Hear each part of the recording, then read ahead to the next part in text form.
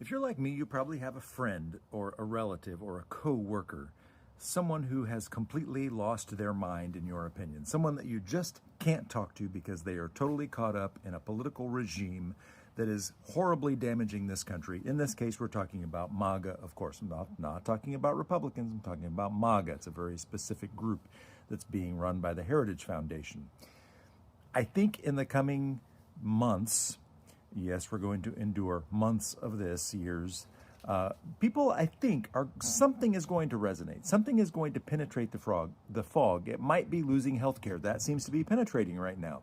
It might be the fact that if the Democrats give up and we reopen government without any protection from this, the big, beautiful billionaire buffet will double or triple your healthcare premiums, or you might lose it altogether, depending on your healthcare plan.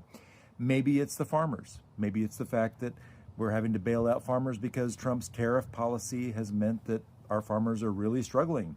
Maybe it's the fact that now maybe you have family who are cattle ranchers, who the fact that Trump is now saying we should buy all of our beef from Argentina instead of America means they're going to have really, really bad financial problems.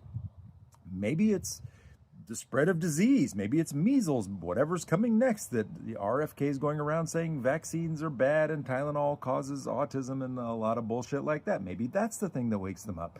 Maybe it's tearing down the east wing of the White House to build Mar-a-Lago North, a tacky ballroom that I'm sure will be gold-plated and horrid to look at, that the next president will immediately order to be torn down, and let's restore the east wing of the White House.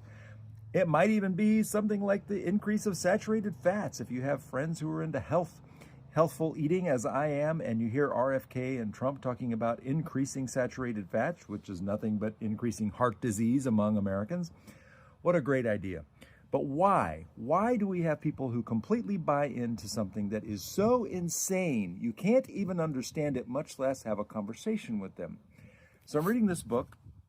It's called The Coddling of the American Mind. It's by Greg Lukianoff and Jonathan Haidt. I've seen Jonathan Haidt a lot on Bill Maher and other shows more recently, but my dad was reading this book right before he became incapacitated from Agent Orange exposure that gave him dementia really bad once he got into his late 70s and early 80s.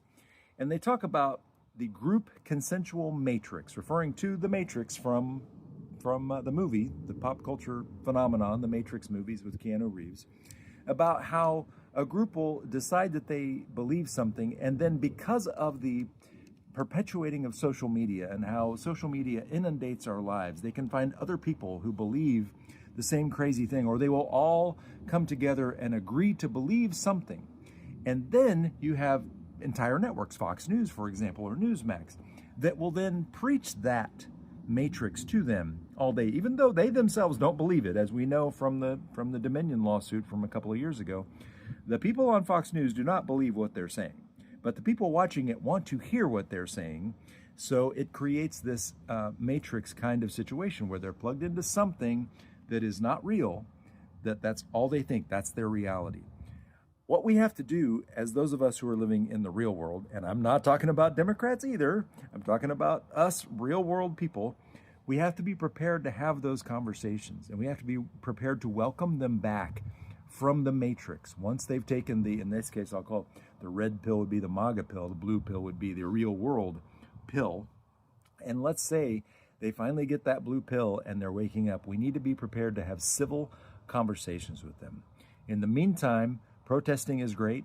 Elections are on right now across the country. Early voting is on. We have to get out and vote. Voting is the most important thing you can do in a democracy right now. We still have one, and if we don't vote, we will lose what's left of it. Let's get out there and vote. Vote responsibly. Vote against policies that you disagree with. Know which candidates are running on which policies. My friends, that's how we do this together. My name is Bill. I'm a college professor in Dallas, Texas. Thanks for watching.